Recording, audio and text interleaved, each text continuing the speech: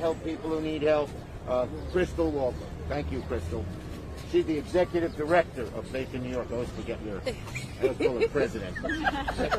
Thank you, Senator. Thank you, Congresswoman. As an organization that's right here in Corona, as an organization that's representative of faith communities throughout the country through Faith in Action, we have been deeply impacted by the impact of COVID. And particularly looking at how COVID has impacted Black and brown communities like mine, having funeral assistance is pivotal for our communities.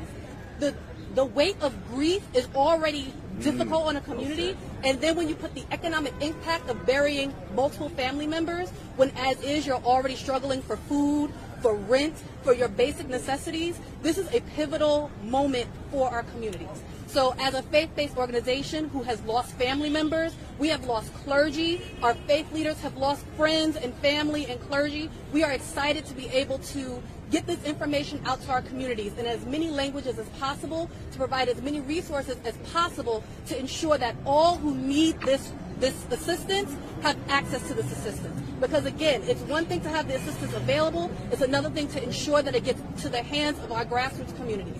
So as Faith in New York, as part of Faith in Action, we are committed to helping the Senator and the Congresswoman right here in Corona, throughout the city, and getting this information as far and wide as we can to ensure that our communities, our faith leaders have this access. And so we thank you for all of this work. Thank you, Crystal, and thank you for the great work you do on so many issues. Okay, now Rob Solano, as I mentioned, he's the co-founder, executive director of Churches United for Fair Housing, something the Congresswoman and I are going to work on, public housing. Thank you.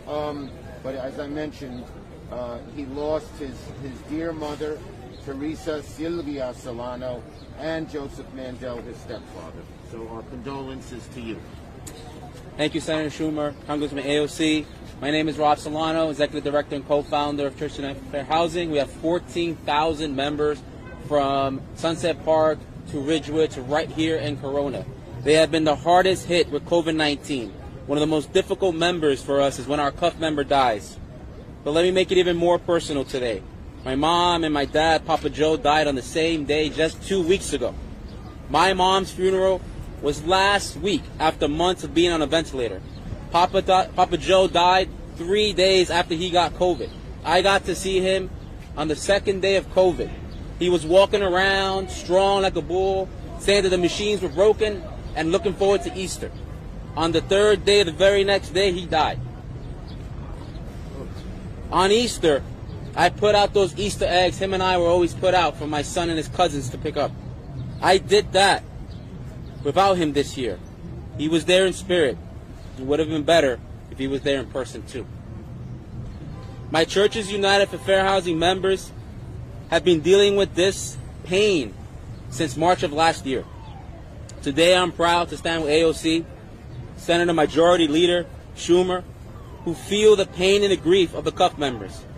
But they didn't just wish us thoughts and prayers. They have worked hard for us, and today we thank them for strengthening the FEMA funeral assistance. My mom would have been here today. She would have been in the back. She would have been shouting, not at them, but at me. She would have said where we're going to eat, where we're going to lunch. Take me with you. I wish, and by the way, it always embarrassed me. I wish I was a little embarrassed today. I'm just kind of sad. Thank you all. God bless you. And thank you for your leadership.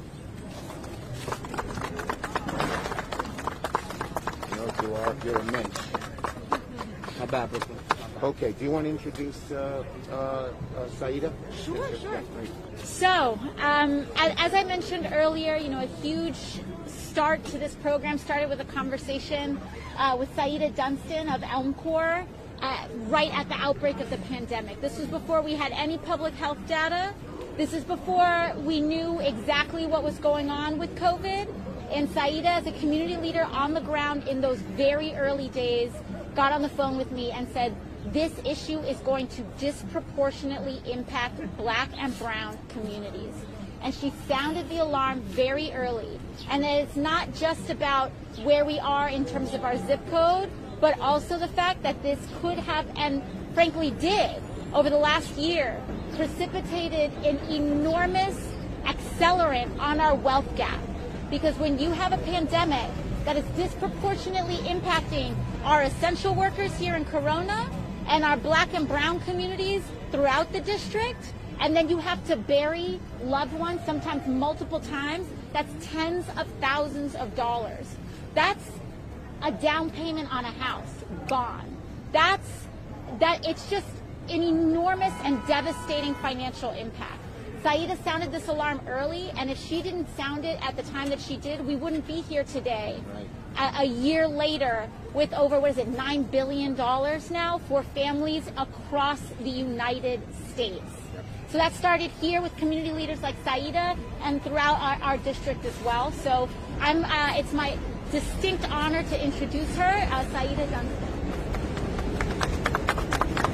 I think it's afternoon now, right? Oh, yeah, that's right. So no more mornings. Good afternoon, everyone. I will say that this is a very humbling moment to come behind Rob. I don't know why they did that to me. But I think what he said is the reason why we're here. And the reason why I called the Congresswoman, I should say, I don't even know if we called. We were just talking. I don't even know where the phone call starts or where it ends. Because when you're in the work, you don't really have time to figure out who's going to make the first call, what's the Zoom you're on, what's the whatever. You just know you need to respond. And we said this a couple of months ago in the snow when we were here, and it was just $7,000. We were just grateful. I was just grateful. And I thanked the Congresswoman then, and I'm going to thank her every time we talk about this, and the Senator for stepping up, because what Rob just said is the phone calls we received. It wasn't numbers. It wasn't fictitious things. These, when everyone says loved ones, they're beloveds. This is their beloveds. These are not numbers. These are not statistics. And like the Congresswoman said, we were having this conversation before they had the guts to say it was our people who were dying, but we knew it. We didn't need anybody to tell us. We knew our people were dying, and somebody listened. And Rob, if I can say anything to you with compassion and honestly from the deepest part of my heart, I've done a lot of work. I've been doing community organizing for over 20 years. And I tell everyone, everywhere I go, I do this because I walk on the backs of my mother and my grandmother. So every time I get an acknowledgement for something, they are being acknowledged. Those black women who came here on a plane as an immigrant and didn't know what to do and came to Corona to figure it out. So I'm going to say to you, if you've done nothing, you've made your mother proud today, and that is what this funeral assistance is about. No one should have to figure out how they are going to bury their families at a time when they know they are under siege. This was unfair and this was disproportionate, and I am grateful to the Congresswoman for being the warrior that she is, and the Senator that has been in D.C. all these years after administration after administration. People asked me, what happens if people scam for the $9,000? What kind of nation are we when we're worried about people scamming over the backs of the blood of their family? There's something wrong, and that's why we're here today. Thank you, thank you, thank you, thank you. Okay, we'll take questions on this subject, if you have any.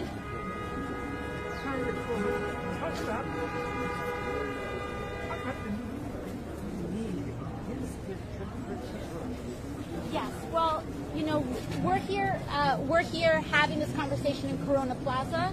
This was one of the top most impacted zip codes in the entire country. People here are served by Elmhurst Hospital, which was the epicenter of the epicenter at the beginning of this pandemic. This district is heavily immigrant.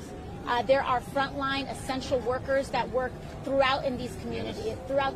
The people that are hopping on this subway are the people that drive us home from work. They're the people that clean our schools. They're the people that teach our kids. They're the people that make sure that we are fed and that we are taken care of. And these are the people that had elevated rates of COVID at the beginning of this pandemic. And we didn't even know what it was. They Yes. double suffered. And so it was this community that had disproportionately high rates of COVID. And by the way, it was this community that was excluded from a lot of relief efforts in our most recent package, because undocumented people were not covered by stimulus checks. Mixed status families last year were not covered by stimulus checks or relief. Unemployment is mixed across the country. And so this community did not benefit from a lot of the relief efforts that we had in the last year. This is one of the first programs. This program is one of the first programs that will allow mixed status and undocumented families to get some semblance of relief after feeding this country, after cleaning our schools, after serving and holding up this community up. This community got nothing in relief, very little. And this, I'm so proud of the work, the tireless work and pushing that it took to make sure that up to $9,000 in relief will now be available to almost every family in this country. Okay. Congresswoman, you touched on it earlier. What does it say about the fact that there's even a need for this program when it comes to government action or inaction in the early and middle stages of this pandemic? Oh, well, I think it just goes to show the fact that we have already authorized $9 billion to try to reimburse for the extent of the damage done in the early days of the pandemic. It speaks to the denialism. It speaks to the systemic failures early on in the response to the pandemic. But I think it also speaks to our capacity and our power to organize. And when we get, knocked down, and when oftentimes terrible things happen, we can organize collectively, build community power, and we can get the justice that families deserve. Let me just say one other thing in reference to that. COVID showed the inequalities in our society. It held a magnifying glass where people didn't see it before. And COVID showed, for instance, why did so many more people of color get COVID and die of COVID? Because they had lousy health care. If you were in a well-to-do suburb and you had, say, diabetes, it got taken care of. Here, no one cared. So on many different fronts, the one we're talking about, health care, education, you name it. That's why when we did the education dollars, we used Title I for the first time. So the poorer school districts got more money and the well-to-do districts got less, didn't get as much. COVID has shined a spotlight on the inequities of our society. And even once, God willing, we overcome COVID, we got to keep working at dealing with those inequities. And that's what we're going to do. Thank you, everybody. Wanted to ask both of us topics. Now that the White House has released their state-by-state breakdown of infrastructure in the bill, does it give stance on what this means for the Gateway project? We're going to get Gateway done. We had put in the money for it before. Trump was nasty, malicious, negative to New York and stopped it. We are going to see progress on Gateway in the next few months. And I can only do this one. One more. Last one. What is Polly Trottenberg's Well, Polly Trottenberg is going to be approved, God willing, by the Senate this afternoon. I'm driving down to Washington as the Deputy Transportation Commissioner. She was New York City's Transportation Commissioner. She worked for me for 9 years before that. She knows New York, she cares about New York, and it's going to help us. It's going to help us with infrastructure. And one of the jobs in this bill is to take poor people, people at minimum wage, people getting out of prison, and training them for jobs as well. So we're going to see many more new good-paying jobs going to people who never had them. And is that role good for Gateway? Very good for Gateway, yeah. All right. Thank you, everybody. I got to get down there. You don't go till the voting line? Oh, yeah. We're going to win it. Failure is not enough. Failure is not enough.